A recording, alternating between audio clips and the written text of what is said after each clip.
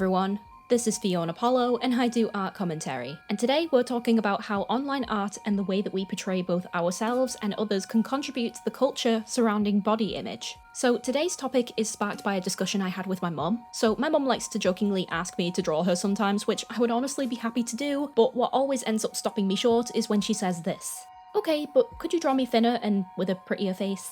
And for better or for worse, which in hindsight now was probably a symptom of having undiagnosed autism, I always ended up having the same reaction. No. If I drew you skinny, then it wouldn't look like you anymore. But for some reason, this reaction always upset her, understandably looking back, and I could never really wrap my head around it growing up until I reached adolescence and started experiencing my own body issues. This request has always kind of made me dread having to draw real people, because if I can't draw what's in front of me, then why are you asking me to do this? And why would I want to if I have to walk on eggshells about it? And honestly, looking back, this may well be one of the reasons I went towards cartoon-style artworks instead of realism, because cartoons and anime were an escape to a place where everyone looked really cool. But by that same token, I do notice just how much emphasis is put on making even stylized characters seem attractive or appealing, whether that be due to the creator's own personal preference, or to make them marketable by appealing to a wider audience by adopting popular beauty standards. Having a character persona can be great for many reasons, and I have actually gone ahead and asked a few YouTube buddies if they wanted to discuss their own thoughts on it. People can use them as a way to project how they want to see themselves, or just as a way to free their imaginations. You want to see yourself with a body that you wish you had? That's fine. You want to be a half angel, half catgirl martial arts master with wings, cat ears, and a buff bod? No one can stop you. I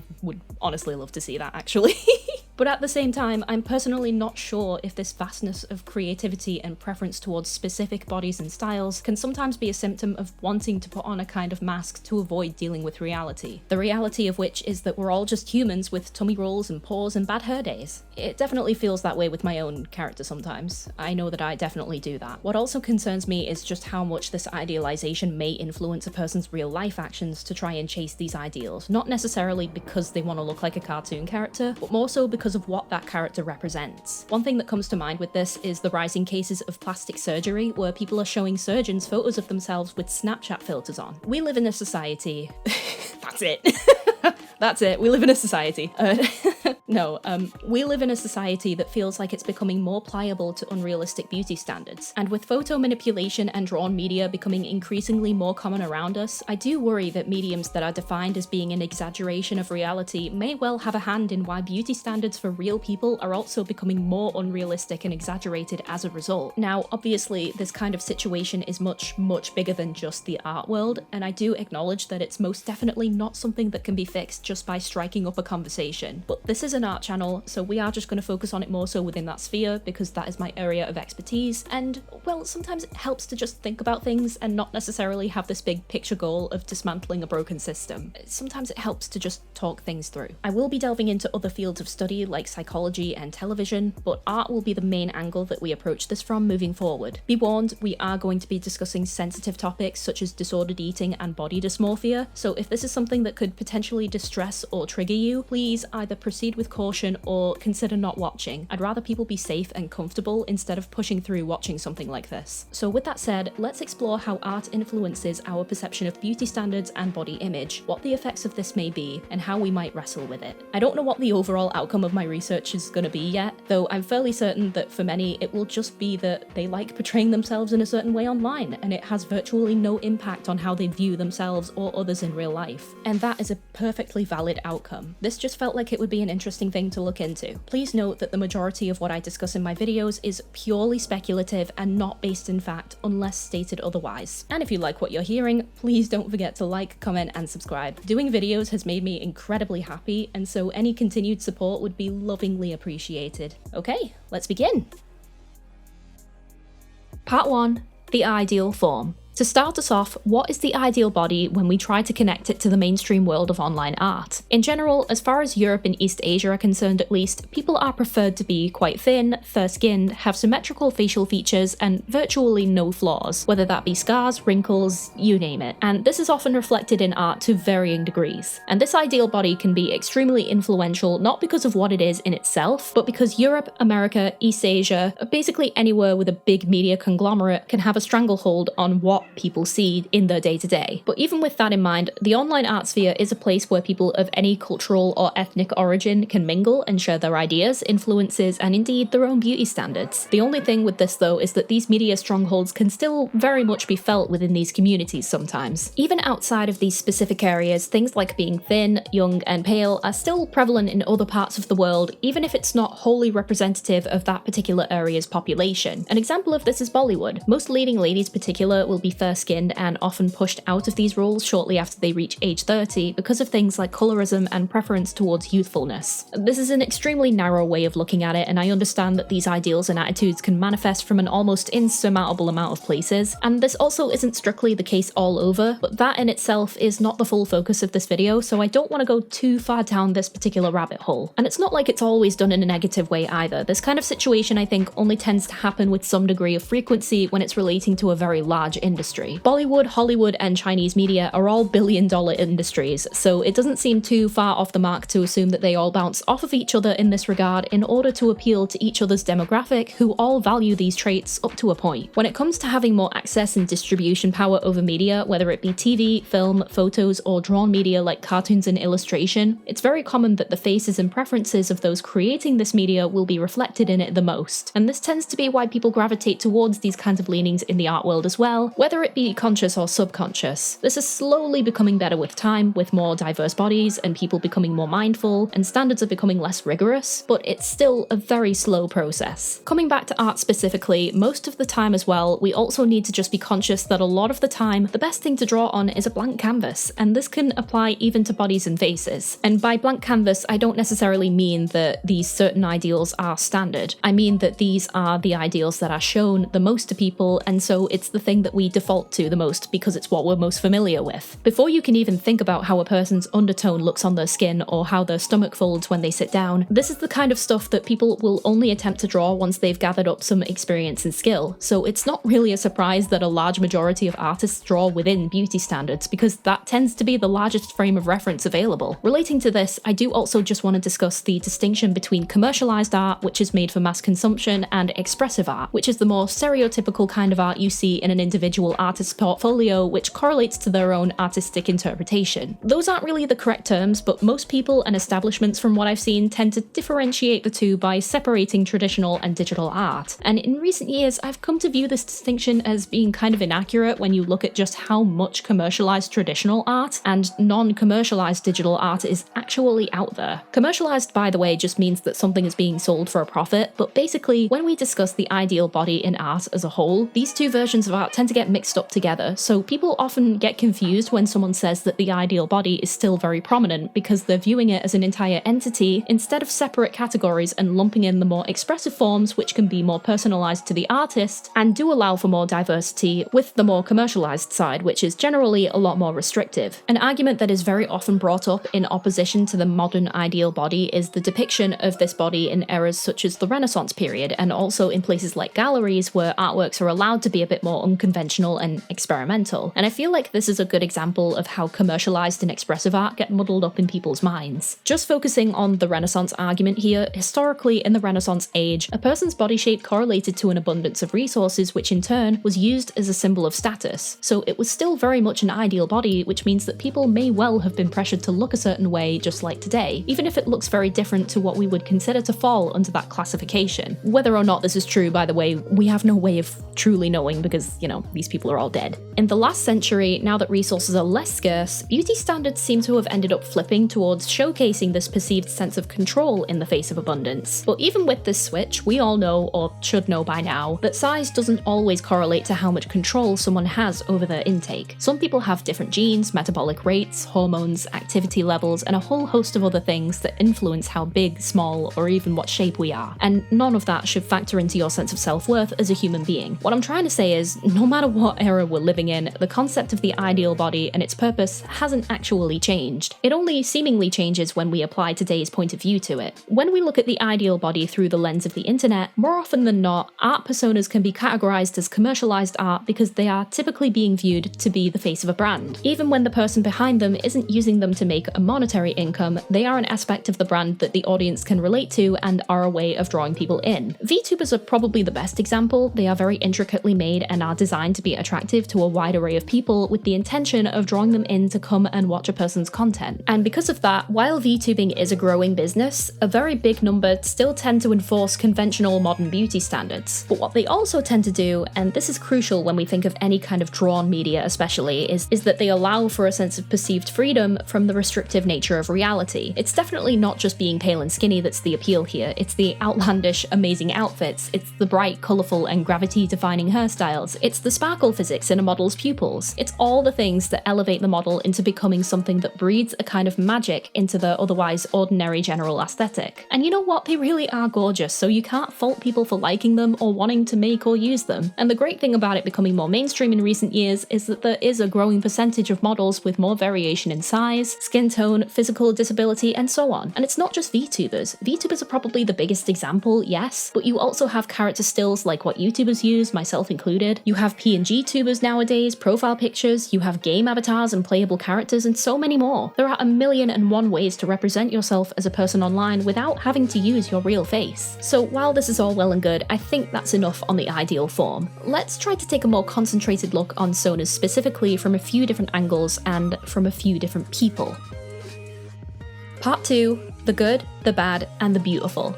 So here's the drill. I have 4 people who offered their thoughts on the video topic, and anytime I quote them or their section comes up, these cute little markers will pop up on the screen to indicate who it is. Also, a huge thank you to Cringy who offered to voice everyone. You are a time-saving saint. I really underestimated how big this video was going to be, so I am speed running this motherfucker right now. So in this section, I'm going to go over the questions I asked everyone as a way to gather their thoughts on the topic. All the responses can be found in a dedicated Google Doc, which will be linked down below. Just a heads up, this is a long section. Grab a snack or something. One thing I really wanted to understand was the ways in which someone could connect with the sonas they use online, and this was a question I posed to everyone, and the reception to it was pretty interesting all around. 1. What kind of connection do you have with the character you use to present yourself online? Do you think this character represents an idealized version of yourself, or do you prefer them to be separated from your in real life self? I think my character started as a self-insert and idealized version of myself, but after a while of having it, it's drifted further away from me and has become a separate character, basically designing them in a way that matches a theme and is more visually appealing, even if it's not accurate to me. Still with aspects of myself or my preferences in the design, but I feel like, in a way, much more liberated, because I get to depict myself in a way that I would never be able to IRL. In terms of general appearance, Celestia as a Sona is completely and intentionally disconnected from me as a person. Her hair colour, eye colours and clothing were all chosen and designed simply to be representative of my brand, as I've never really wanted my real self to be particularly associated with my channel and content. That said, in terms of body type, there is that one instance in which she is an idealized version of me. Her body type is pretty much exactly the body type I used to have before I developed a chronic illness and lost a lot of weight as a result. Celestia in that regard is how I wish I still looked. All of my art comes from others drawing my avatar. I originally commissioned Misa Loves Wine on Twitter, to draw my OG avatar, and gave her a picture of my face to reference. After that, viewers started to draw their own art of my avatar, one viewer, Poke-chan on Tumblr, very kindly drawing me an entire set of avatars that I use to this day. I've never given any artist any direction with my commissions, except noting I have a lip ring / lip stud that some people mistake for being a beauty mark in some works of art. So any art drawn for me is based on what the artist wants to draw. They're referencing an avatar, which is an avatar that is referencing a drawing that is referencing my own face. It's massive inception. The only thing to note is I tend to be drawn slimmer. I have chub and a tummy which isn't shown in any version of my avatar I've seen. But it doesn't bother me. Features I've seen on my avatar in all drawings are generally accurate. Alright, hello, I'm Doodletones, here hoping to get in my 2 cents on the topic, because it hits pretty close to home. So Fiona's given me 3 questions that I'll answer to the best of my ability. I'm no psychologist or anything, I'm barely even considered an artist personally, but I have a specific perspective that I can put out there to see if anyone can relate. So what connection do I have with my Sona? Well, simply put, I'm a trans woman, and I use my Sona avatar thing as a way to represent myself. Obviously, I don't want to just plaster my face everywhere, I barely even like showing it, so I use this character as a way to represent myself as both the artist, I suppose, and definitely as the content creator. So I guess you could say it is a more idealized version of myself, specifically to present in a way that doesn't trigger my gender dysphoria. I don't really draw her that differently from how I would draw a more realistic me either. I mean, maybe I'd give her more curves in the chest and hips than I have IRL, unfortunately, but point being, it's a very personal character to me that I imagine most sodas are, furry or otherwise. I don't know, maybe I'm weird like that. And you know what? I'll throw in my own too. Mint's original design was intended to be a bit more representative of me as a person, the hairstyle especially, but as time went on, I became more interested in developing an identity for them that was separate from my own sense of self. They were also intended as a way for me to indulge in all kinds of aesthetics I would never feel brave enough to wear out in public. I'm a big fan of vintage fashion, particularly the 60s and 70s, and that interest is very much vicariously lived through my characters. But by that same token, I am also horrendously insecure, and using Mint as this kind of dress-up doll is a way for me to circumvent any feelings of disappointment when I wear something that doesn't suit or fit me. That's kind of sad when I say it out loud. But anyway, so from what we can see, there's a bit of a half and half situation going on. Almost everyone, with the exception, I suppose, of Cringy, since she let others have free reign, said that in some ways, their respective characters are idealized versions of themselves in the sense that they either carried traits that we found desirable or eliminated certain anxieties. Not only that, but they also can be viewed as an elevation of an existing reality,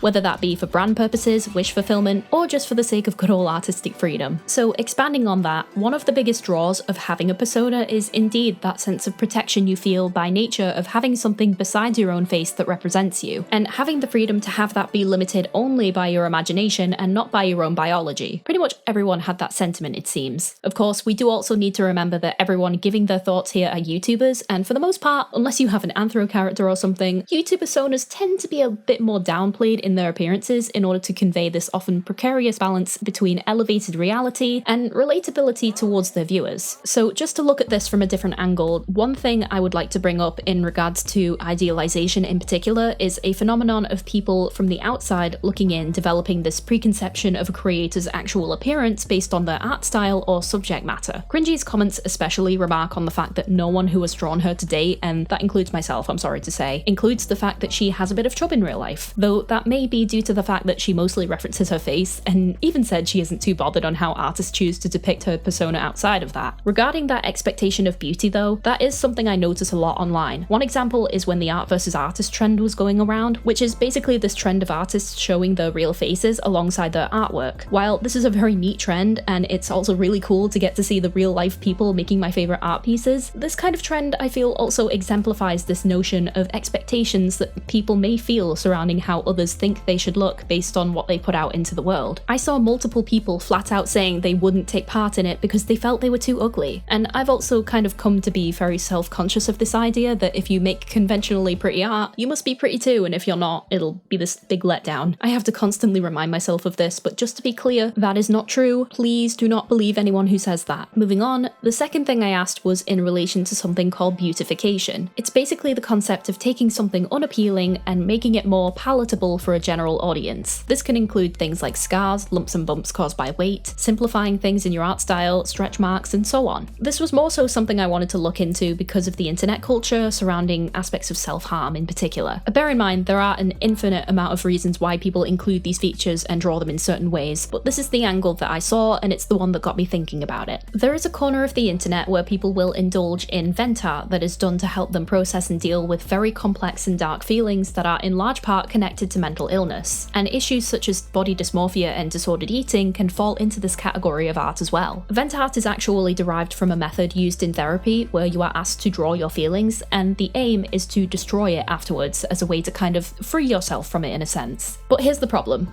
A lot of people can't go to therapy for a whole host of reasons, and that vent art can end up being posted online instead, which can actually be kind of counterproductive because now it's there forever. I'm not going to go much further into the nature of vent art or the implications of it because that's a whole other video, it's a whole other discussion, but that can be where a lot of this particular kind of artwork originates from. Not all of it, but a substantial amount. A common theme in a lot of these works is the inclusion of cuts, bruises, band-aids, scars, all of these kinds of things, often in a very stylized fashion. Because a lot of of people who partake in these circles are often influenced by anime or cartoon styles and are often quite young. This often leads them to beautifying this imagery as a byproduct, sometimes just to fit the style better. This can also in a way include a style I actually think is quite cool aesthetically known as candy gore. Candy gore is basically this genre of art where typical depictions of blood and guts are replaced with sweets or flowers or something to that effect. It's pretty intriguing honestly, and I know there can be some pushback to it as well, since there are some who view it as a form of glorification. It's a bit of a tricky thing to navigate ethically. Whether it is glorification or not, I'm not really at liberty to say because I don't know, I'm not an expert, and it's probably something I would want to research more at a later time. That said, it does also somewhat tie into our first question of how people feel they connect with their Sona characters. But regardless, I'd posed the concept and possible implications of beautification to everyone, and these were the reactions.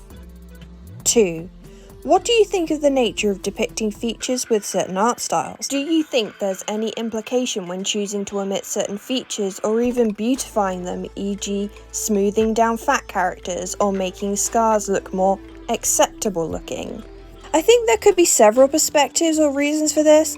The first is, of course, purely stylistic or pragmatic choice. For example, it could be for the sake of simplifying the design to make it easier to reproduce, since it can be hard to keep track of scars and it's extra effort to render it in full detail over and over. For new artists or artists who haven't learned it, adding fat to a character and drawing it accurately can be quite difficult. Similar to how it's difficult for some artists to draw buff characters because it's not easy to depict musculature accurately, or maybe that's just how they choose to depict things and it's purely a creative/stylistic choice. I think it's very much a case-by-case basis. Sometimes there may be an inherent bias on the artist's part that prompts them to erase or minimalize features that are not conventionally attractive, whether that be because they think including those features will make the art itself less appealing, or because they genuinely find those features ugly. But in other cases, I think it's often completely unintentional and without any malice or discrimination meant by it. Conventionally attractive features are usually what artists learn to draw first and have the easiest time drawing as a result, and are often also the easiest to accommodate into even more dramatic or extreme styles. Subsequently, I think a lot of artists fail to draw diverse body types or so-called imperfections and other features simply because they don't know how to, or at least they don't know how to do it so well, because like anything else in art, it's something that takes practice. It can be even harder when style is considered, because if you have a really exaggerated style, it might be difficult to find the line between depicting those features in a way that matches the exaggerated style and not exaggerating it so much that it becomes offensive, or so little that it's barely there. I personally still think it's a problem to say, I just can't draw fat characters in my style, so I won't draw them at all, or will make them thinner though, because in my opinion, style shouldn't be an excuse for the erasure of diverse features. And it's worth it to study and practice more to figure out how to depict those features in your style, rather than limit your features to only a handful of different features. I think some art is more acceptable than others in regards to beauty standards. You're more often than not going to see styles influenced by the popular anime and manga styles, which itself generally has its own standards and tropes. This isn't a surprise. 60% of all animated TV shows are anime. Big eyes are now a very popular feature of art which derives from anime and manga, which in turn is a reflection of many East Asian beauty standards. This is especially true in Chinese beauty standards, where big eyes are desirable. I'm unsure if this is the same as Japanese beauty standards, but most donghua, Chinese animated works, are mistaken to be anime anyway. Take for example, Genshin Impact is known as the anime game when technically it's a donghua game. 对不起，糟糕，中文。 Do I think there's any implication of omitting features or beautifying them? Well, first of all, I don't really appreciate the call-out, Fiona, but, no, I don't think there's any intrinsic implication there. I mean, maybe statistically with some people out there may be, but I can only really speak for myself when I say sometimes it's just a confidence issue, and other times it really is just an issue with how simplistic and limiting the art style is, especially when in regards to smoothing down like fat features or simplifying scars. Sometimes it really does just work more in line with the style, and it's not much deeper than that.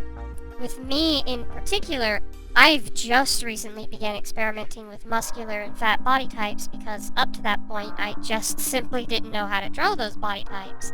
And I'm still not sure what I'm doing, but I think I'm getting there. Stylization and experience can be a bit of a doozy when it comes to these topics because there really is no way of saying for certain that a person is purposefully being exclusionary or is glamorizing certain things, because how do you know? You can't really just compare some kid's anime vent art to a long-time professional who just flat out refuses to draw fat people. That's not really fair. But at the same time, there will always be those people who use experience or art style as a crutch. We've all seen or heard at least one artist who refuses to draw something because it quote-unquote doesn't fit their art style. And this is something that really grates me more and more as the years go by. If it doesn't fit, then make it fit, or make your work fit. You're the artist here, you control the art, not the other way around. Of course it might look a bit jank when you first try it, but that's why we practice, otherwise what's the point in drawing anything? And how do you develop a style if you don't draw things to stylize? There does also tend to be a point in my opinion with certain art styles, most notably as they tend to veer more towards realism and realistic aspects, where the absence of certain features like skin texture, stray hairs, wrinkles, fat folds, and other such things end up causing the piece to fall into the uncanny valley. The uncanny valley, for anyone unaware, is a term used to describe how people respond to things that look human, but because our brains are hardwired to detect subtleties in things like body language and facial expressions, we can just kind of tell when something feels off. The term originated in robotics, but is used quite a lot in film discussion, most notably in both animation and horror. A really good example of all things is actually the Shrek movies. Originally, the human characters such as Princess Fiona were made to be a lot more realistic than what we ended up getting, but the animators got really creeped out when animating her, comparing it to playing with a corpse. And during test screenings, several children also apparently got creeped out by it and were crying hysterically. As a result, the art direction was changed slightly to accommodate this. Personally, I think this might also be something that pops up frequently with AI-generated works. When you look at generated female images, they're practically perfect, there's no flaws or anything, and we all know why. But that's kind of the problem, they're too perfect, and they end up falling into the uncanny valley as a result. Our next question was related to whether or not the active efforts to advocate for more diverse bodies in media is helping people to feel more comfortable with themselves and therefore more willing to diversify their subject matter as a result. This one had a bit of a mixed reaction, mostly because I didn't really specify what kind of regional context was being referenced. For the most part, when I talk about media, I often talk about it in reference to North America and the UK because that is the cultural sphere I'm most familiar with. But these kinds of things can apply anywhere in the world, so it really doesn't matter too much. 3.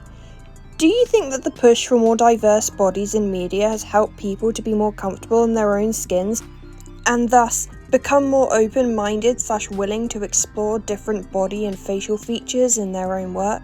I think that really depends on which media you're talking about, because different countries and cultures have different beauty standards in media. If we're speaking about US media, then maybe. I can't really say because I don't live in the US and I don't really know what the social landscape is / was like before the inclusion of diverse bodies in their media. But I do know Indonesian media, which has always represented the Indonesian demographic quite well, from different body shapes and sizes to skin colours and hair textures, and even queer and trans people, because Indonesian pribumi, indigenous peoples, are very diverse. Although there has always been a bias towards heterosexual, tall, skinny, light-skinned / mixed race individuals. So for me, diversity has always been kind of normalised. But even then, that has not stopped many, if not most, Indonesian artists from only drawing light-skinned, tall, skinny characters. In my personal opinion, a lot of it has to do with their own personal body image and what they perceive to be beautiful. The struggle is internal most of the time, and changing external input isn't going to fix an issue that is internal. E.g., if media tells you that darker skin is beautiful, you might still believe light skin is beautiful. You're still going to prefer light skin. So I think regardless of the push for diversity in media, people will still draw however they want to draw if that's what they perceive as beautiful, unfortunate as that may be. Absolutely. Body positivity, both in media and general society, do definitely seem to be having a positive impact on the art community and the way diverse bodies are drawn and appreciated. And it's really nice to see. Personally, as someone who's underweight to the point of being incredibly insecure about it It would be nice to see more bodies on my end of the spectrum being depicted as something other than sickly, skeletal, and otherwise unappealing though. It's awesome to see bigger bodies being more appreciated, and I don't mean to diminish that end of the spectrum. It's still dealing with immense fat phobia in art and in general. But it's a little disheartening to see that the other end of things isn't really talked about all that much. I never see characters that look like me. Either they're depicted as sickly and completely unattractive, or they're super thin in conventionally attractive areas while still being curvy where it's appealing to be, which isn't how it is in most cases, certainly not for me. That said, I also recognise that super underweight people are a smaller demographic as well, so I suppose it does make sense to see less representation there. But regardless, I think that with the direction the community is going and the immense improvement we've seen already in terms of body positivity and acceptance, the future looks bright for people of all body types. The fact an East Asian style of art is becoming more popular in itself gives credence to the notion that art is becoming more diverse racially. This may still hold back artists who want to draw dark-skinned characters, as that itself isn't popular within East Asia. There is an emergence of different types of art. Interestingly, the horror genre might be part of this, with gore and scars being part of that, but then it could be discussed as to whether it's stigmatizing or not for certain things like scars only to be accepted in horror or gore genres. Do I think the push for more diverse body types helps with body positivity? I guess. Maybe. No, you know what? Yeah, I could see it. The idea of a more widespread representation could definitely help, like, kids and teens and such feel more like they're seen and acknowledged as normal instead of being seen as the exception, I guess, if that makes sense. Point being, representation normalizes perspectives, and the normalization of perspectives means that people who have set perspectives will be less likely to feel alienated when watching media, so yeah, I do feel like that is a very likely outcome, for sure. I hope that gives you what you needed, Fiona. I'm still unsure whether to give you the script, the audio, or like a fully rendered clip to use, but whatever you wind up using, I hope it's useful. Again, I'm going to slip in my own thoughts. In the UK particularly, there has been an emphasis in recent years within media, specifically within the actual beauty industry and whatnot, on the promotion of natural beauty, most notably as a way to combat the stereotype of whatever this is. I don't know if anyone knows this, but the sun doesn't sun the way the sun should sun over here. We're kind of famous for it. So because of this, a popular beauty ideal until a few years ago was to look like you've just stepped off the plane from lying on a hot beach all day in a sunny country like Spain. A lot of the time though, this wasn't really done well and people just looked like walking Cheetos. I think this ideal may have also fallen off due to a better understanding of cultural sensitivity, i.e.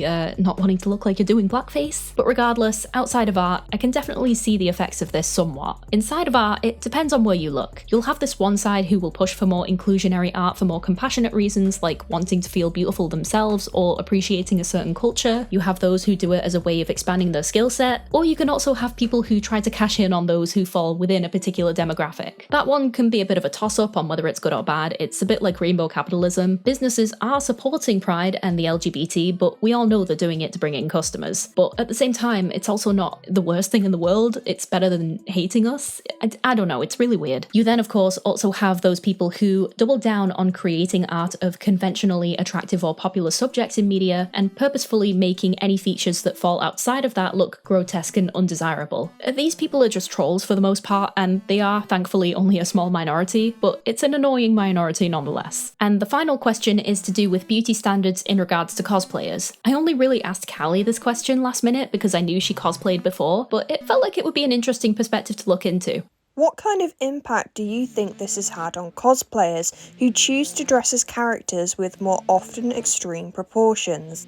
I think it really depends on the degree of cosplay you want to go for. Cosplay is an art form in itself, where the goal is to try and get as close to the character's appearance as possible, or emulating them as well as possible. If you're doing casual cosplay, you don't really need to look that much like the character at all, as long as you have their key details. But some people who go all in usually see those extreme proportions as a challenge, and they'll try and find ways to match them. E.g. silicone breasts or abs, corsets, padding out costumes to create the desired silhouette. Cosplay is really about creating an illusion of looking like the character. It's almost like a stage production.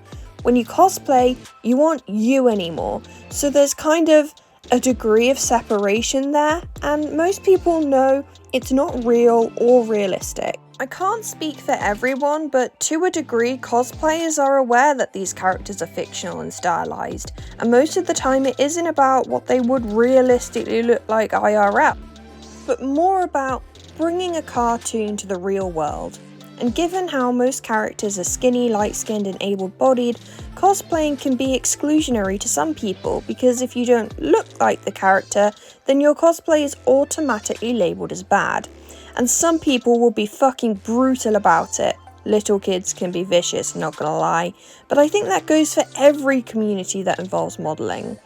There's a huge problem with the lookism in cosplay for sure, but I think the things that matter more in cosplay, especially among other cosplayers, are your accessories, costume, wig and makeup. Things you actually have control over rather than things you don't have control over, like body shape, race or skin colour. Some cosplayers, even when the character they're cosplaying as doesn't have extreme proportions, will often give them extreme proportions anyway for lewd/thirst traps/sex work. It just depends on the intention of the cosplay itself, and there is a very large overlap between cosplay and sex work, lol. Okay, so this one was really interesting to me. The aspect of bringing a character into the real world rather than turning yourself fully into the character seems so obvious, and yet I don't think many people see it that way. I can't even begin to count the amount of hate comments I've seen towards cosplayers who don't look exactly like the character, and in truth, this is something that's kind of prevented me from pursuing cosplay, and it's a shame to see them trying to push these people down rather than viewers just considering what that character would truly look like in the real world. Though mostly I suspect it's because people don't actually want to see a real person, no matter how good the costume or padding or appearance actually is. They just want a living, breathing character, and those things aren't mutually exclusive in the way that people want. It's kind of hard to explain, but I hope people understand what I'm getting at. And of course, the topic surrounding lewd works is often a point of contention, as obviously it's not something many people want to acknowledge too much, but this can often be where beauty standards either hit their most extremes, or they can end up having some degree of leniency, depending on how thirsty someone is. It's a bit of a strange one that I don't really have much knowledge of, but it's interesting nonetheless. And I think that unfamiliarity and sense of unknown or largely untread territory for many, coupled with the fanaticism and shock of these extreme standards as a way to draw people in, help paint a picture of how some can view these characters the more they are exposed to this side of things. So with all of that said, what is our main takeaway? Part 3. Be who you want to be. So what I've mainly come to understand from all of this is that from the outside looking in, there can definitely be concerns about body image and fears of promotion regarding how many people choose to draw and represent themselves online. But at the same time, this can be something that truly allows people to indulge in having something that makes them feel comfortable and happy in themselves. And the appearance factor, while still important in some ways, can often only be a small part of that. I think nowadays there is so much scrutiny about everything, about how there is a degree of intention behind every small thing, and there might be, but this is only a major issue if someone is predisposed to viewing these intentions in the most bad faith frame of mind. And unfortunately, in recent times, there has been an uptick in this way of thinking. But that's not all that these objects of beauty have to offer, and viewing them in such a way only reinforces the notion of prioritizing appearance above everything else. I want to end this video on some positive examples, so here we go. One prominent blonde bombshell who is constantly under fire for promoting diet culture and bad body issues onto people is none other than Barbie, a doll line dating back from 1959. Yes, Barbie is conventionally beautiful, and she became a cornerstone of changing perspectives in regards to both appearance and sexuality during her rise to popularity. But the slogan used for Barbie is not "be beautiful." Barbie's slogan is "be who you want to be." Barbie has had every single career you could possibly think of, even before many of those careers were even made available to everyone. When we think about personas, it's very easy to only think about them from a visual standpoint, but that only really serves to discount the other aspects of imagination and freedom that they can offer. Just like what we said with VTubers, while the cute faces and general appeal can be factors, what really gets people interested is their costumes, their quirks, their gimmicks, and their personalities. Another example that goes in the other direction is one of my favorite pinup characters known as Hilda. Hilda is a pinup girl drawn by Dwayne Bryars who was featured in calendar illustrations from the mid-1950s to 1980s. What makes her stand out from other pinup girls for the time is not only her appearance. She's visibly bigger than most other girls featured in these kinds of drawings, but a common theme of pinup illustrations is this aspect of the girls either looking seductively at you or being in a precarious situation involving their clothing, and there isn't really much room for anything else. But Hilda, by contrast, is shown just doing day-to-day things, and she also had more freedom by way of pulling faces, being goofy, and just generally enjoying life. She feels like so much more than just a piece of eye candy, and that's what feels more important to me personally. It wouldn't be off the mark for me to admit that I find this type of depiction of a character to be truly inspiring, and I'd really love to be able to draw something close to it someday. Anyway, I think I've taken up enough of everyone's time today. Thank you so much for watching, and a big thank you to everyone who helped me out on this one. I am incredibly thankful. If you liked this video, please remember to like, comment, and subscribe. Do you have a persona you use online? What do you think about the questions I asked everyone? Please leave your thoughts below, and I will speak to you soon. Stay safe, everyone. Bye!